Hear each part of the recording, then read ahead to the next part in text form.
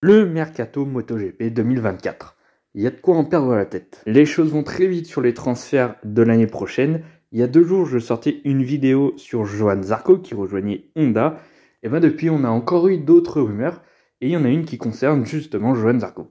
Et oui, il a signé, mais les rumeurs de transfert ne sont pas terminées pour Johann Zarco. Et il y a d'autres pilotes. On va en parler dans cette vidéo. N'oubliez pas de liker, partager, commenter et surtout vous abonner à la chaîne, c'est très important. On est parti. La première rumeur, et elle date pas d'hier, ce serait Joan Mir qui quitterait Honda pour aller chez Ducati. Et plus particulièrement comme coéquipier d'Alex Marquez. Oui, dans le team Gresini du coup. En effet, chez Gresini, on a déjà signé Alex Marquez pour l'année prochaine. Mais son coéquipier ne va très certainement pas être renouvelé, Fabio Di Giannantonio. Ça fait déjà 2 ans qu'il est en MotoGP et il n'a jamais rien prouvé jusqu'à maintenant. La suite de sa carrière se dirige plus vers le Superbike que la MotoGP. Du coup, il y a eu beaucoup de rumeurs de nouveaux pilotes aux côtés d'Alex Marquez. On a tout d'abord eu Franco Morbidelli, mais sa voie semble se diriger plus vers Pramac, et si ce n'est pas Pramac, ce sera vers 46, une des deux. Donc le choix Morbidelli, c'est niet, très certainement. On avait aussi entendu le nom de 2 pilotes Moto2 actuellement, Tony Arbolino et Jake Dixon, le 2e et 3e du championnat Moto2 actuellement, sauf qu'il s'avère que les 2 pilotes ont déjà re-signé l'an prochain en Moto2. C'était très récent puisque Dixon c'était hier et Arbolino c'était il y a 2 jours. Et il y a déjà un petit moment, on avait entendu un autre pilote, du coup, Joan Mir. Et d'après ce que j'ai lu, ce serait même Joan Mir qui voulait rejoindre Gresini et non pas l'équipe qui serait venue vers lui. Apparemment. Je ne suis pas très au courant là-dessus, mais apparemment. Quand on connaît la situation dans laquelle est Joan Mir depuis le début de la saison, ça prend un peu de sens quand même que Joan Mir veuille quitter Honda pour rejoindre Ducati. En gros, ce serait quitter le pire constructeur actuellement pour rejoindre le meilleur. En gros, faire tout l'inverse de Johann Zarco. Disons-le, la situation de Joan Mir en ce moment, elle est catastrophique. Je ne sais pas si on a déjà vu ça dans l'histoire de la MotoGP chez Honda Repsol, qu'un pilote soit autant en difficulté. C'est assez phénoménal, surtout d'un champion du monde. Faut pas oublier, Joan Mir, c'est le champion du monde 2020, quoi. Et vu sa situation actuellement, il ne termine pas les courses, il chute quasiment tout le temps. Il n'a pas vu l'arrivée d'une course du dimanche depuis le Portugal, c'était au mois de mars, c'était la première course de la saison. Il s'est blessé 2 fois, il ne se sent pas à l'aise sur sa machine, il ne se sent pas à l'aise au sein de son team.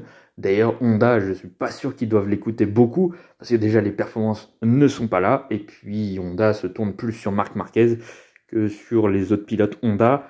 Je l'ai déjà dit plusieurs fois déjà sur la vidéo il y a 2 jours, etc. Et ça va même plus loin parce qu'on a même l'impression que Joan Mir est en dépression en fait. Apparemment, il aurait même pensé à arrêter sa carrière à la fin de la saison 2023. C'est là où on voit que ça va vraiment pas pour Joan Mir. Après, d'un autre côté, si c'est lui qui a voulu rejoindre Gresini pour l'année prochaine, c'est que dans sa tête, il a envie de continuer. Il est encore jeune, Joan Mir, il n'a pas l'âge de prendre sa retraite. Mais bon, quand t'as plus le mental, c'est difficile de continuer et de vouloir continuer.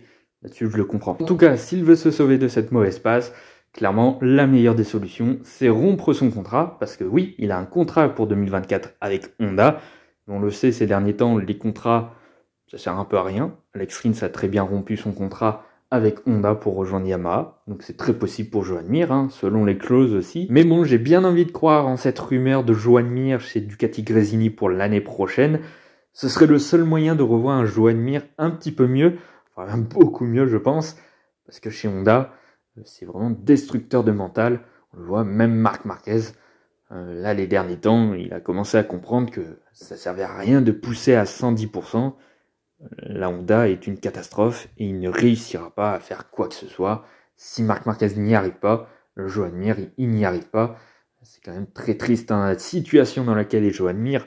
Au championnat, il est 25 ou 26e, il est au même niveau que Michele Pirro et Danilo Petrucci, qui sont wildcard et remplaçants, qui n'ont fait qu'une course, peut-être 2 pour Michele Pirro.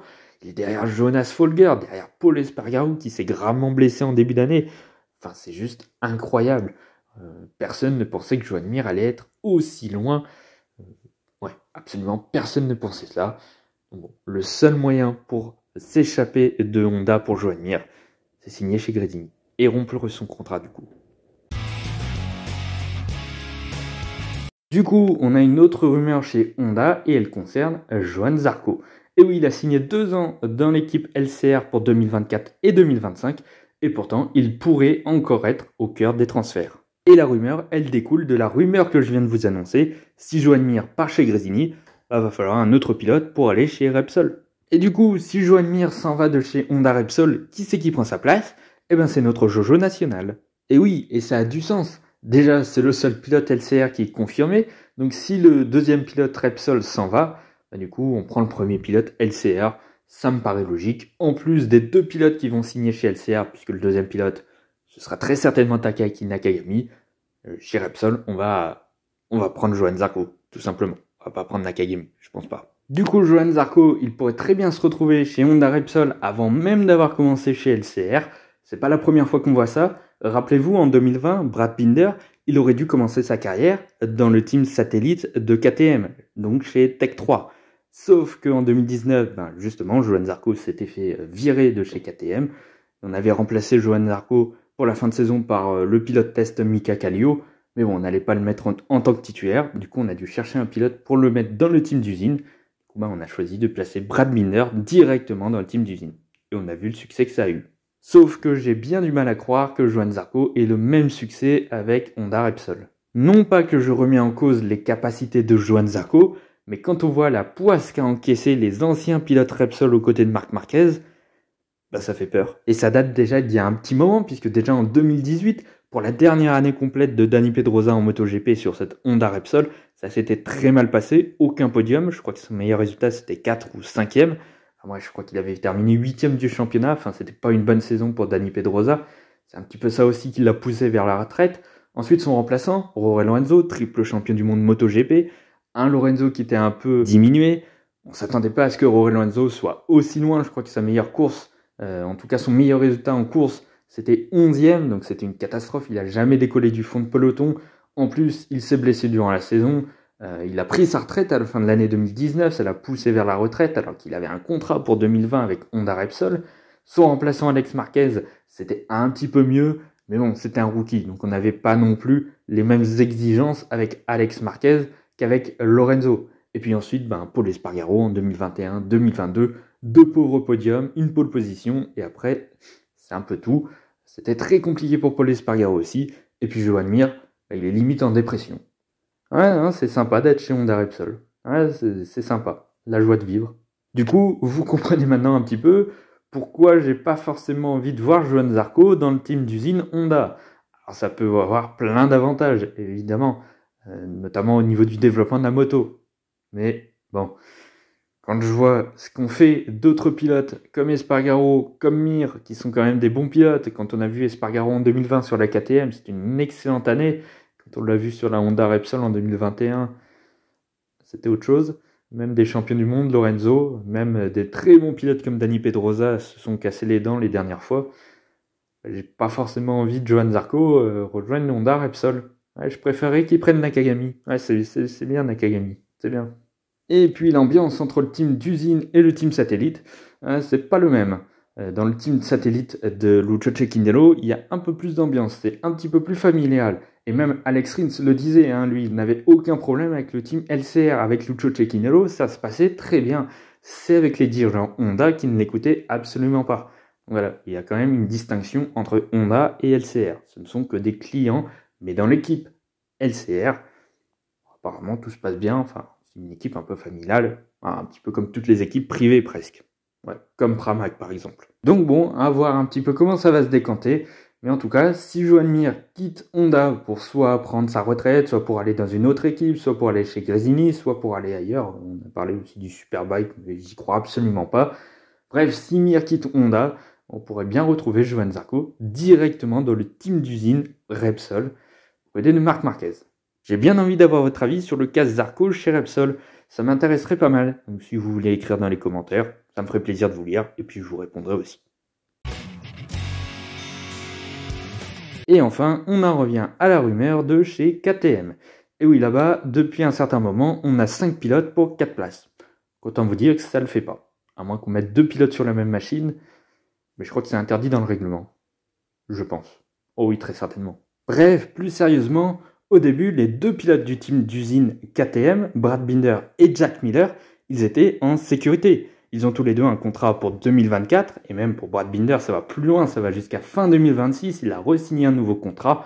Lui, il est totalement en sécurité, il n'y a pas de souci, c'est le fer de lance de KTM, le grand leader de la marque autrichienne. Donc pour le pilote sud-africain, il n'y a aucun souci. Pour Jack Miller, on pensait aussi qu'il n'y avait aucun souci. Il a déjà un contrat pour 2024 et ses performances sont plutôt correctes. Eh bien, selon les dernières rumeurs, Pedro Acosta, qui cherche absolument à rejoindre KTM en MotoGP, dans un premier temps dans le team Tech 3, il se pourrait que Pedro Acosta rejoigne directement le team d'usine à la place de Jack Miller. Et ouais, ça me fait un petit peu tiquer un petit peu cette news, mais bon, apparemment, ça pourrait se faire. Alors attention, c'est des petites rumeurs, je n'ai pas entendu de partout, mais on en parle un petit peu. À l'heure actuelle, le pilote KTM qui est le plus en danger parmi les quatre, c'est Augusto Fernandez. C'est le seul des 4 pilotes KTM qui n'a aucun contrat pour l'année prochaine. Donc potentiellement, KTM peut le remplacer sans avoir besoin de rompre son contrat ou un problème quelconque.